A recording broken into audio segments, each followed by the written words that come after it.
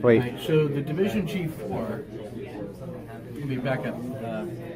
These are the ADC notes, guidance to the Division G4. The Division G4 is responsible for consolidating division requirements to tell the sustainment brigade who's going to get what support, how much, what priority, and what routes to use, and then coordinate that through the G3. The sustainment brigade takes that information and then figures out where to place SSAs for storage and figures out how much capacity they have for trucks in order to locate the trucks and the SSAs in order to support this requirements. Collectively, combined, those become the concept of support. So the G4 receives the consolidated requirements from brigades, who coordinate that with their SPOs for internal execution. SPOs talk to the sustainment brigade SPO for detailed coordination and delivery.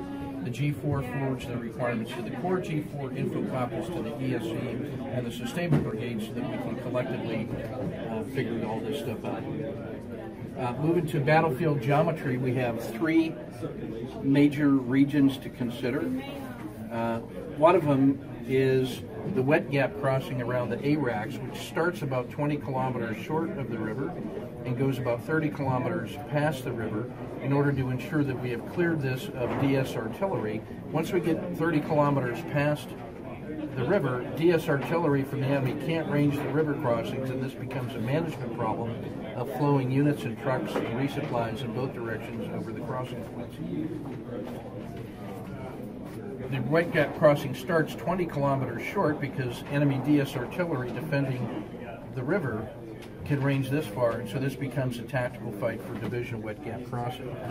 The wet gap crossing plus all the terrain between log bases and attack positions at Yevlok all the way up to the wet gap crossing and the wet gap crossing is really the division's consolidation area. You could expect to have core artillery and aviation located somewhere in this area so they can range forward, division artillery and aviation, a large division support area with probably 2 CSSB LSAs that are providing support up to and including wet gap crossing. You'll certainly have the MEB and probably the SBCT involved in the consolidation zone, an engineer group plus the passage of at least 4 combat brigades through the wet gap crossing so they can get up into the main battle area to seize objective Bravo. The division commander has 3 questions of the sustainers. First, can we sustain the combat brigades as we begin the attack on Bravo? He can't begin the attack on Bravo until the answer to that question is yes. So the essential moment for the sustainment rehearsal and consolidation rehearsals are when the division is postured to make the assault on Bravo, what are the locations of the combat brigades and their BSAs? Then what are the locations of the units in the consolidation area, their BSAs, and then CSSB LSAs for retail distribution? So his first question is, can we sustain the combat brigades as they're going into Bravo? In order to prove that, we have to know what their requirement is, which is rolled up by the G4 in the division requirements, and the time distance factors of getting from the wet gap crossing through MSRs up into BSAs. We need to know what that transit time is so we can determine if we can sustain that push 24 or 48 hours. That is going to drive a decision on whether or not we move LSAs from Yevlok or the DSA up into the consolidation area wet gap crossing in order to reduce that transit time. If we have to move that, then we can use contracted support and slack support to be able to move stockages at class 3 and 5 in water from Yevlok and Ganja up into LSAs in the consolidation area. That's why this has to be cleared of DS artillery in order to establish those CSSB LSAs. We essentially would have to move major portions of the DSA up into this area in order to make the time distance factors work and to be postured for follow-on missions after taking down Bravo.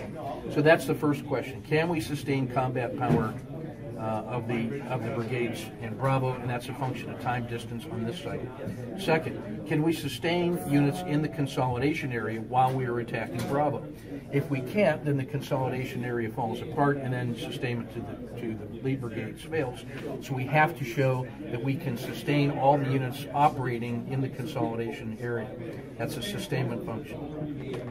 And then third, can we protect units in the consolidation area? And that enables the sustainment function to perform. So those are the three questions. Can we support the combat brigades? Can we sustain units in the consolidation area? And then can we protect units in the consolidation area?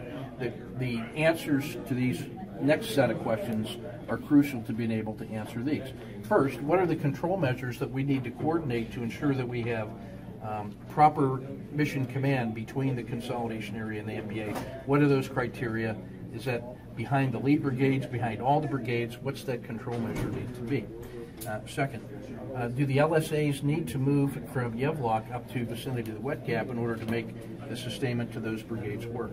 Number three, what's the mission command of the consolidation area, given that we have a lot of non-divisional units, sustainment brigade, corps artillery, and aviation, plus a lot of moving pieces throughout this area? What's the mission command for the consolidation area that can integrate all of the warfighting functions? So that's a division mission command challenge. Number